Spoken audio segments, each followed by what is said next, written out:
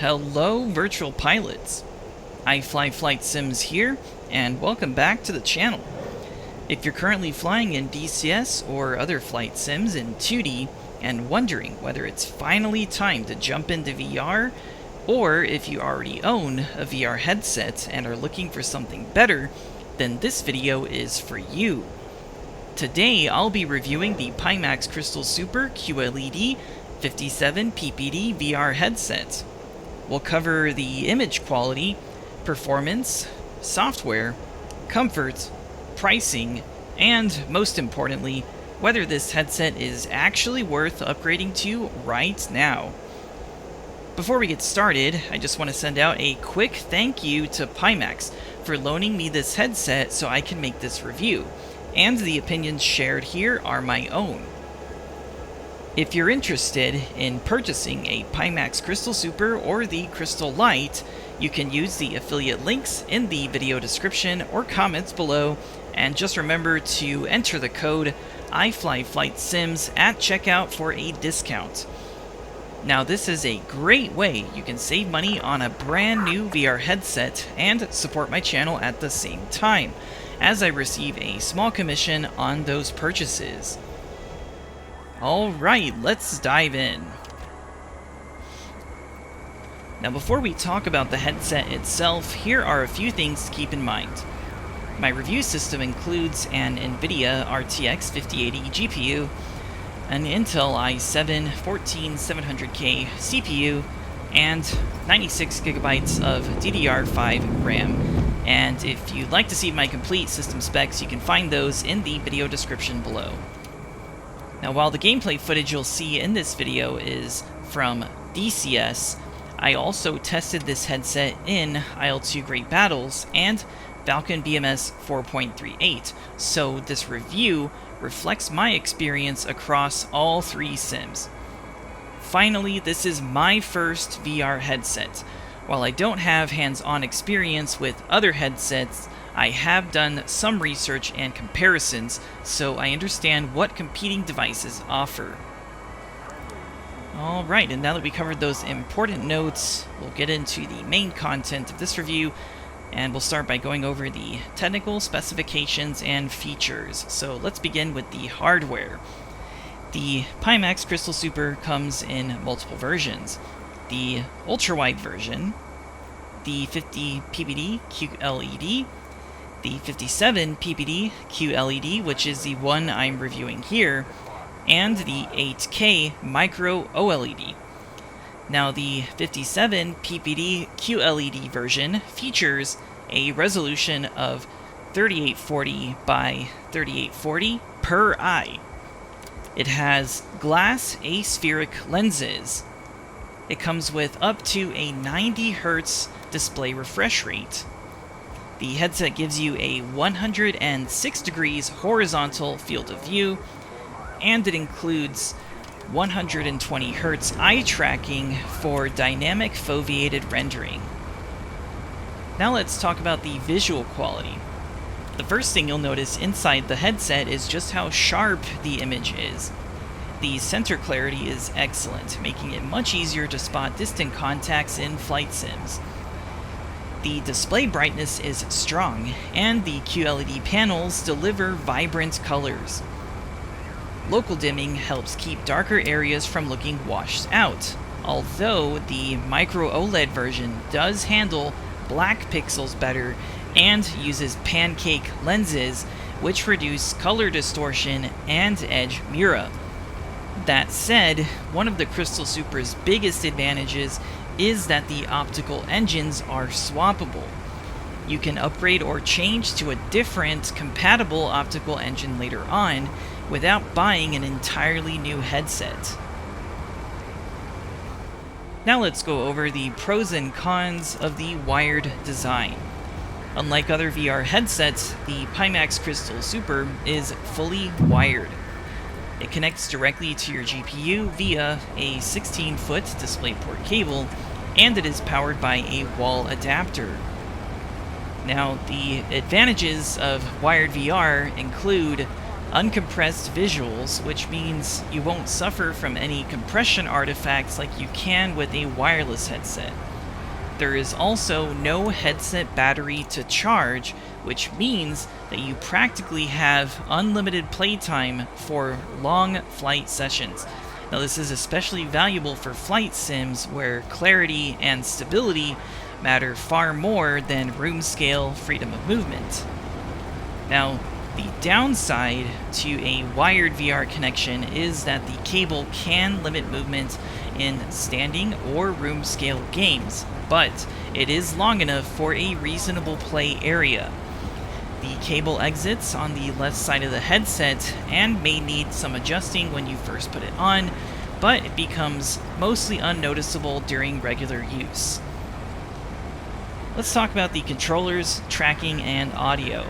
Now, the headset itself is wired, but the hand controllers are wireless and battery powered, so you will need to charge those, but the battery life is solid and they recharge quickly. If you're flying with the HOTAS and pedals, you can simply turn the controllers off. Now, while they are usable for general VR, I still strongly recommend a proper flight control setup for both precision and immersion. Now, for tracking, out of the box, the Pimax Crystal Super uses inside-out slam tracking via 4 onboard cameras. The tracking is generally solid, but you will want a well-lit room, as dark environments can cause glitches in the tracking. For higher precision, you can purchase an optional Lighthouse faceplate to use SteamVR base stations.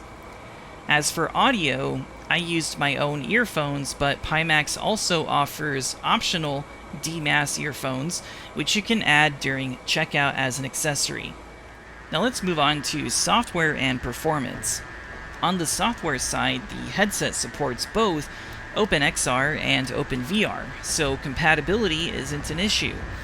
You can run games both through SteamVR or directly through the Pimax Play runtime. Now, Pimax Play includes extensive performance options and features such as GPU driver upscaling, adjustable render quality, and dynamic foveated rendering with eye tracking, which enables quad views. Now, these features are absolutely essential for maintaining playable performance in demanding flight sims. Let's talk about the performance in flight sims. So, even with an RTX 5080, I had to lower some settings in DCS to maintain smooth performance. If you're aiming for a stable 90 Hz with higher quality settings, a 5090 is definitely justifiable. Now, that said, even with reduced settings, the immersion VR provides is absolutely worth it. Not all games support DLSS, quad views, or dynamic foveated rendering, but GPU upscaling and render resolution scaling still give you flexibility. As for smart smoothing is a feature included in Pimax Play, and it can help boost FPS via frame interpolation, but I ultimately did not use it in DCS, IL-2, or Falcon BMS. When I enabled it, I observed some visual warping and motion artifacts, and particularly in DCS, it caused my pilot to have an instant blackout under any kind of G-load. Because of this, I don't recommend using smart smoothing at this time. Instead, to enjoy this headset fully, I would recommend targeting a stable 72 Hz refresh rate with adjusting the settings, and then capping the headset refresh rate to match that target refresh rate. As for other features of this headset, it includes an in-headset overlay and a virtual desktop mode. So you can push the Pi button on the controller, which brings up an in-headset overlay. And this overlay includes a virtual desktop, which supports multiple monitors. You have the ability to recenter your headset and reset the play area, and it was pretty intuitive to use those features. Now, these features, especially the virtual desktop, was essential for recording gameplay through OBS Studio, as it allowed me to access my desktop without having to remove my headset. Now let's talk about the appearance, the comfort, and build quality. The Pimax Crystal Super feels solid and well built. After about 5 months of use, the plastic components and foam inserts show minimal wear. The front panel looks great, and the illuminated Pimax logo lights up when the headset is in use. The LED colors can be customized in Pimax Play.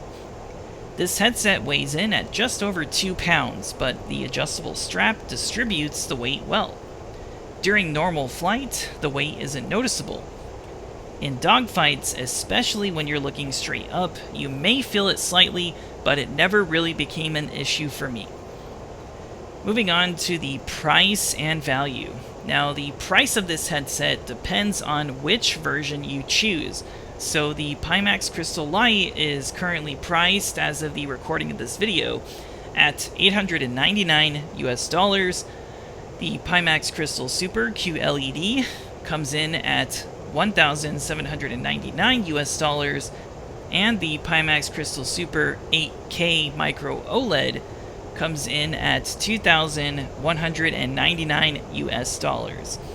Now, discounts are available on both the Pimax Crystal Lite and Super by using the affiliate links and the discount code iFlyFlightSims at checkout, and you can find those links in the video description. Additionally, financing options are also available at checkout. Now, besides the cost of the headset itself, keep in mind that VR flight sims are demanding, and you will want to invest in a strong GPU and a strong CPU to get the most out of this headset. That being said, the cost is definitely worth it considering the quality and features that this headset offers. And now let's go over what could be improved. As impressive as the Pimax Crystal Super is, there are a few areas that could be better. For one, in-headset recording. Unlike some competitors, the headset can't directly record what you see in-headset or output a clean feed to OBS Studio. This makes it harder to showcase features like quad views or overlays without recording directly through the lens. Next, the performance overlay. There's currently no built-in performance overlay for OpenXR titles running through Pimax Play like DCS. There are third-party tools which allow you to monitor the frames per second, the CPU and the GPU usage if you are running titles in SteamVR, and one of those is FPS VR. There was a third-party tool called OpenXR Toolkit, which worked with Pimax Play and OpenXR. However, that toolkit is no longer supported, so this really needs to be addressed by VR developers, and this is just one area of opportunity where I think this could be improved, as being able to monitor your performance is essential to optimizing your VR settings.